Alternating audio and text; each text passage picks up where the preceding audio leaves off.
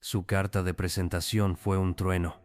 Recibió el balón en su mitad, eliminó a dos rivales con la naturalidad del que esquiva charcos y soltó un disparo largo que perforó la noche catalana. No era un gol cualquiera, era una declaración. La liga entera entendió que se venían semanas intensas.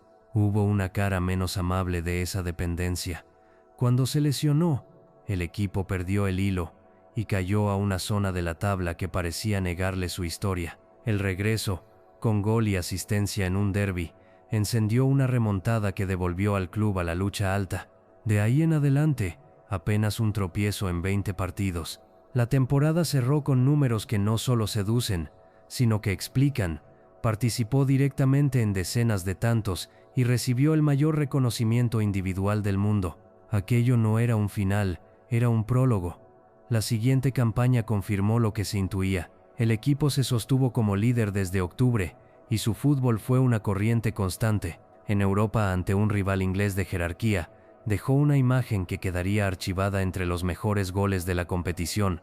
Rodeado por un enjambre contrario, buscó el hueco, armó el tiro y venció desde fuera del área.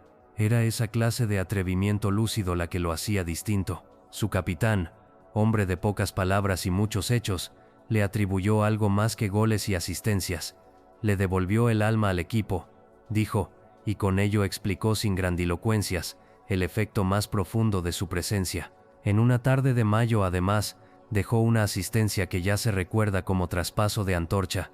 El primer tanto de un compañero llamado a cambiar la historia encontró su origen en el pie que había vuelto a poner la alegría en el centro del juego. Verás a un hombre que aparece en la memoria del balón como una sombra luminosa, la sonrisa, la osadía, la incertidumbre, la sonrisa que desafía la lógica, la osadía que convierte lo imposible en rutina, la incertidumbre que a cada paso exige que todos contengan el aliento. Esa es la primera imagen que deja René Higuita, no como estatua sino como respiración, un cuerpo que se mueve al borde del riesgo, una figura que desafía reglas no escritas del miedo. La atmósfera es húmeda, cargada de humo y de expectativas, una ciudad que aprieta los dientes y respira fútbol como quien busca salida, un niño que mira al balón como a un salvavidas. Hay en su mirada una mezcla de ternura y de desafío, como si el juego fuera al mismo tiempo consuelo y provocación. La narración comienza con un latido, el ruido de unas calles que no ofrecen instrucciones para escapar. Medellín en la década de 1970 era un mapa de límites cerrados, pobreza, armas, sombras que compraban voluntades. En ese paisaje el balón no era solo redondo, era un puente, y el puente lo construyó un chico huérfano de certezas, con la camisa de la abuela arrugada y los ojos puestos en una portería que parecía prometer algo mejor. El tono es íntimo, cercano, casi confesional. Se siente la nostalgia hacia una infancia partida en dos. Por un lado la necesidad de sobrevivir, por otro la devoción a un oficio que ofrecía un respiro. No hay exageración, solo la verdad de un muchacho que aprendió a transformar el miedo en un estilo. Y de ahí surge la pregunta que sostiene todo el relato: ¿cómo puede un futbolista convertirse a la vez en mito de la cancha y personaje de la calle? La respuesta no está en un golpe de suerte, está en decisiones tomadas a pleno riesgo, en regresos imposibles, en gestos que desafiaron tanto al reglamento como al peligro.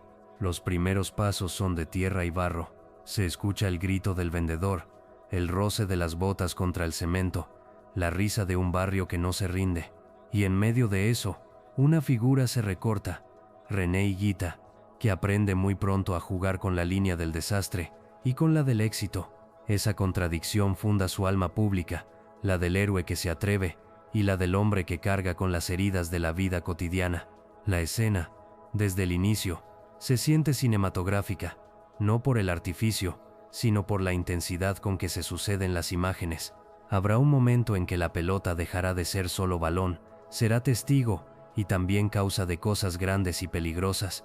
Nadie que observe a Higuita por primera vez podría afirmar que su destino sería simple. Su vida se revela como una sucesión de actos vigorosos, de decisiones que rozan la imprudencia, pero que a la vez lo elevan.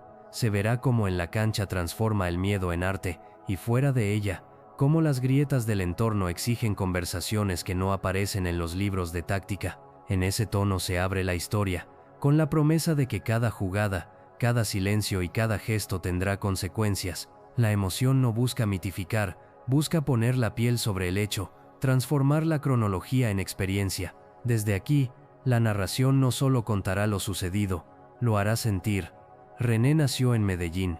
Su infancia fue una suma de pérdidas, un padre que se fue y una madre que murió cuando él era todavía pequeño. Quedó entonces al cuidado de su abuela, una presencia frágil y a la vez firme, que sostenía lo poco que había. Crecer en ese paisaje significaba aprender a manejar carencias, pero también a encontrar refugios dentro de la rutina. El fútbol fue su refugio. No era un pasatiempo, era una disciplina que le enseñó a ordenar la vida por pelotas, por goles imaginarios, por paradas soñadas. En la adolescencia se alejó del barrio para abrazar la promesa de un club. El paso por Millonarios fue una primera estación de profesionalización, un tiempo de aprendizaje. Allí, entre entrenamientos y noches en pensiones, se fue forjando una identidad, la de un portero que no solo defendía el arco, sino que lo interpretaba de manera distinta.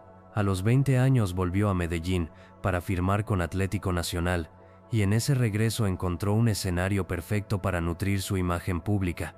El club representaba una plataforma y también una exposición que lo empujó a crecer bajo la mirada de una ciudad entera. No fue una progresión lineal, las certezas se ganan en el juego y se pierden en la vida. El joven que había encontrado en la portería una casa experimentó, por primera vez, el reconocimiento masivo. El estadio dejó de ser un lugar para ensayar, se convirtió en un altar donde la osadía se celebraba. Con Atlético Nacional, Higuita empezó a construir su fama, paradas imposibles, salidas osadas, una predisposición a jugar fuera del área que desconcertaba a adversarios y compañeros por igual. Los años 80 lo encontraron variando entre la categoría de promesa y la de figura. Su salto a la selección, la aparición en torneos internacionales, como la Copa América de 1987, y la mirada de un país que empezaba a creer en su fútbol, le dieron un nuevo peso. La selección no logró pasar de la fase en aquel torneo, pero la experiencia fundó algo más importante, la sensación de que, con Higuita en el arco, el equipo tenía una identidad. Él no solo atajaba, reinterpretaba la función del arquero. El estilo de Higuita empezó a bordear lo revolucionario. Practicar una portería como si fuera mitad defensa, mitad centrocampista, salir de la línea, cortar jugadas lejos del área, jugar con el balón en los pies. Era un portero líbero en tiempos en que esa idea aún parecía una excentricidad. No se trataba de moda, se trataba de riesgo calculado y de una confianza casi temeraria. Esa manera de jugar le ganó apodos y admiradores, pero también enemigos silenciosos, quienes temían que su audacia terminara por costarle al equipo en el instante decisivo. Llegó 1990, llegó Italia, y con la selección la sensación de que algo grande estaba en juego. Colombia, con aquella combinación de talento y urgencia histórica, avanzó hasta los octavos de final por primera vez. La fase de grupos mostró a un equipo compacto, las cifras defensivas lo avalaban, pocas anotaciones en contra, confianza. La actuación de Higuita en la fase previa fue clave, paradas que congelaban el aliento, salidas que rompían la estrategia del rival. Él no solo defendía, moldeaba el ritmo del partido. El encuentro contra Camerún se transformó en un punto de inflexión. Fue la prueba más extrema de su estilo. Durante la mayor parte del encuentro, Colombia dominó y le generó problemas al portero africano, pero el partido es caprichoso. Roger Milla, entrando en la segunda mitad, cambió la historia. Con furia y oficio, Milla encontró el gol que abrió la prórroga. En ese instante, Colombia necesitó más que defensa, necesitó audacia para empatar.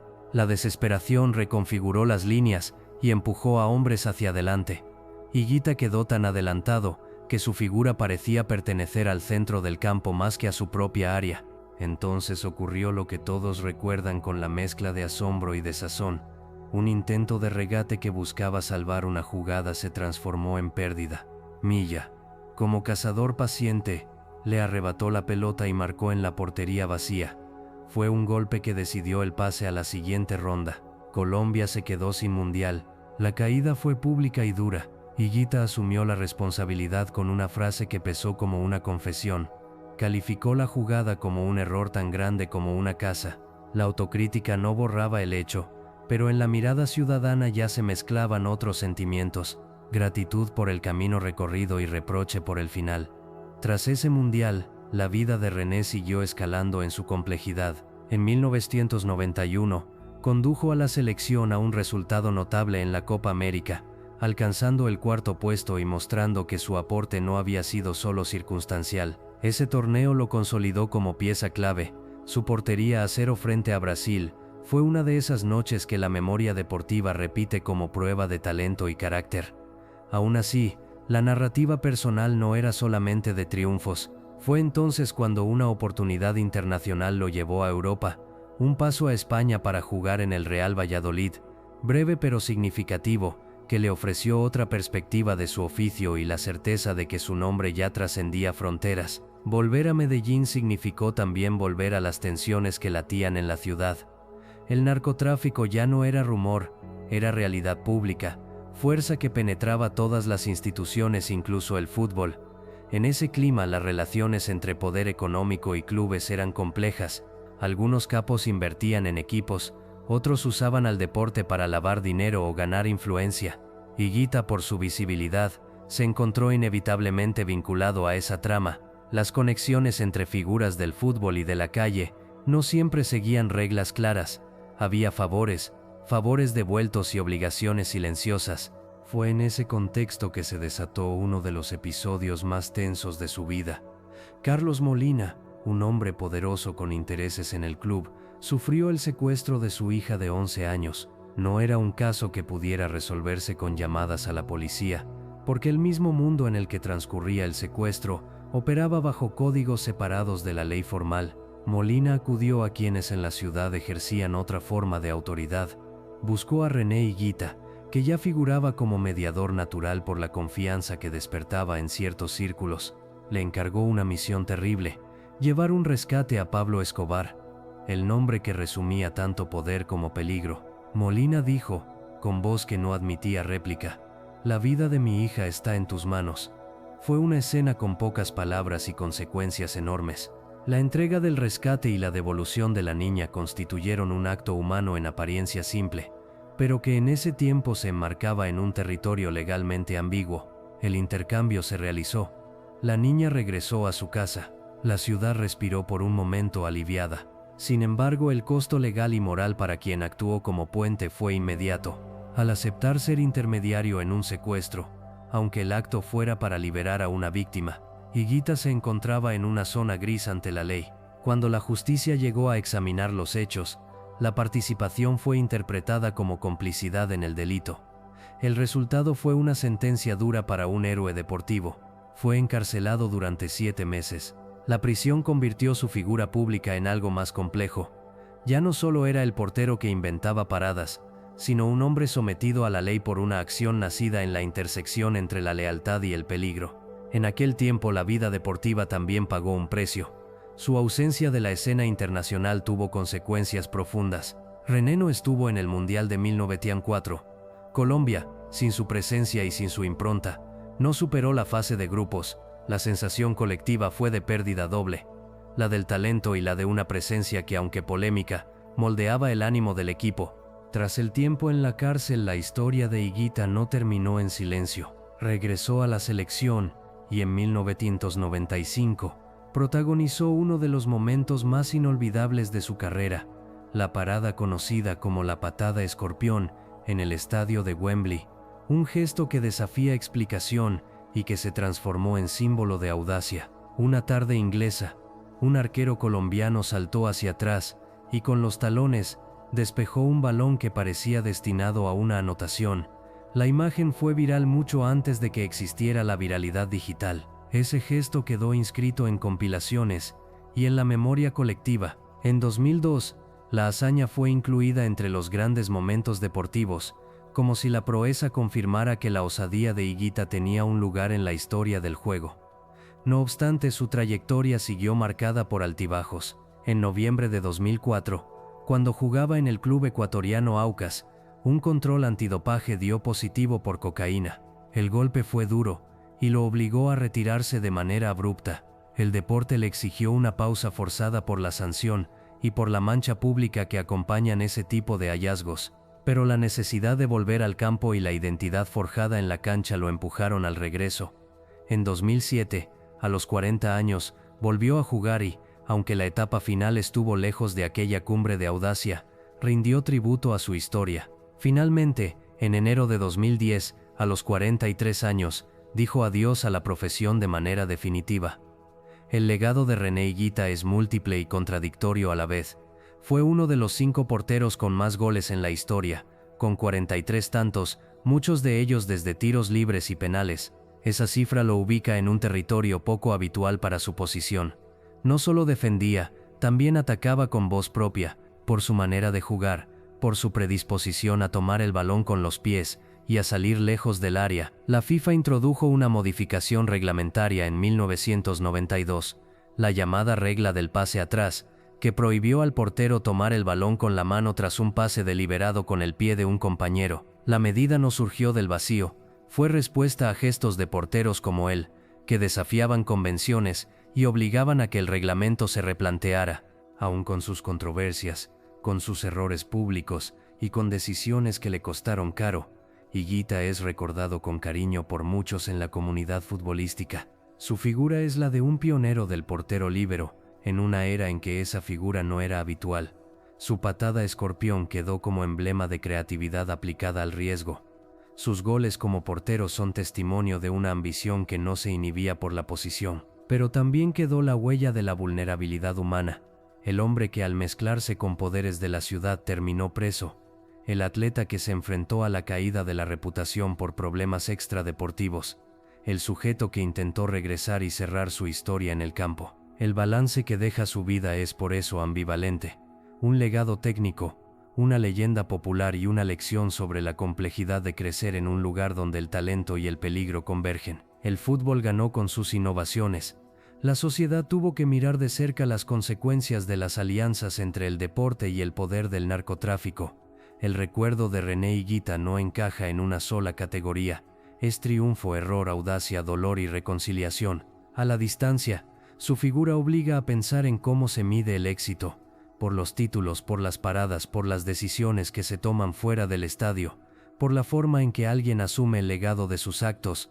La penúltima imagen que queda de él es la de un portero que buscó siempre el gesto extremo, ya fuera una salida suicida para cortar un ataque o una patada con el talón que desafiaba la gravedad de un balón. La última imagen es la de un hombre retirado, con la historia pegada a la piel, con la voz de quien ha vivido mucho y ha pagado consecuencias. Entre ambas imágenes hay una vida entera de contradicciones y de belleza imperfecta, porque hay historias que no se olvidan, y esta es una de ellas. Aquí termina un capítulo, quedan otros por recorrer en la memoria colectiva.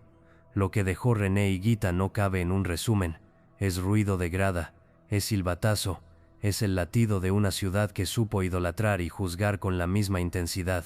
Queda la sensación de que, más allá de lo que diga el registro de logros o el de los errores, hubo un jugador que jugó con la vida como con la pelota, poniendo en cada movimiento una apuesta a la emoción más que a la prudencia. Esa apuesta lo hizo grande, lo hizo vulnerable y sobre todo lo hizo inolvidable.